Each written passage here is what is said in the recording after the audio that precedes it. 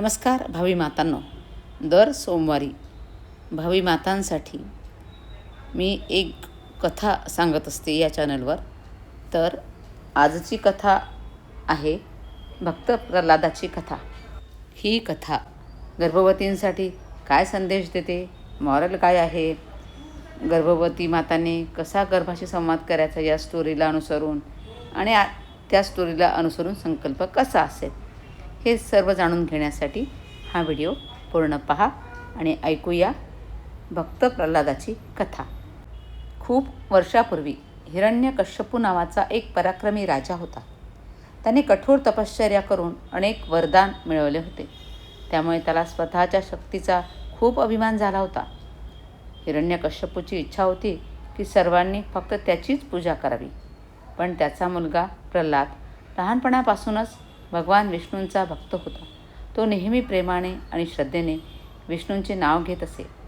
एक दिवस हिरण्यकश्यपूने प्रल्हादाला विचारले, सांग, तुला सर्वात जास्त कोण आवडतो? प्रल्हाद शांतपणे म्हणाला, पिताजी, मला भगवान विष्णू सर्वात प्रिय आहेत. हे ऐकून हिरण्यकश्यपू खूप रागावला.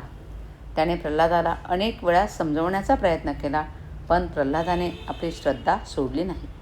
राजाने त्याला घाबरविण्यासाठी आणि शिक्षा देण्यासाठी अनेक प्रयत्न केले, परंतु प्रत्येक वेळी प्रल्हाद शांत राहिला. त्याच्या मनात भीती नव्हती, द्वेष नव्हता. त्याला विश्वास होता की सत्य आणि सद्गुण नेहमीच जिंकतात. एके दिवशी हिरण्यकश्यपूने रागाने विचारलं, तुझा विष्णू कुठे आहे? प्रल्हाद नम्रपणे म्हणाला, भगवान सर्वत्र आहेत. या कथेनुसार त्यानंतर भगवान विष्णूंनी नरसिंह अवतार धारण करून प्रल्हादाचं रक्षण केलं आणि सत्याचा विजय झाला. आता या कथेचं मॉरल काय आहे? श्रद्धा आणि विश्वास ठेवावा.